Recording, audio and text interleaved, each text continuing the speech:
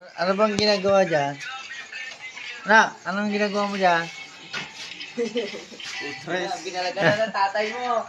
Ah, anak ko na babaero yan. Putang na yan. Edad 19, nakakatatlo na yan. Putang na, daig pa ako. Ang putang ina, no? Putang na, break the record. Ang papa nakadalawa lang bago mag-asawa eh. Ang anak ko niyan wala. Minat na. Nakatatlo na yan. Pero anak, huwag mong mahamalayin yun. Masama yun. Pogi naman ang panganay. Ay, ginuhit ko talaga yan. Tama. Utang na. Ito mga panganay ko na yan. Utang na. Sinadya ko yan eh.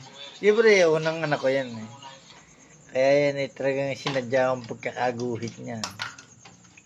Eh, putang na sana pero putang na maraming pinapaluhang babae yan eh. Huwag naman ganyan. Ay, pag ang babae, mahal mo, patunayan mo.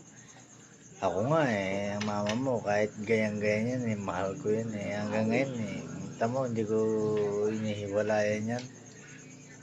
Pero, may pa-sideline. Ano inaayos mo dyan? Oh, na.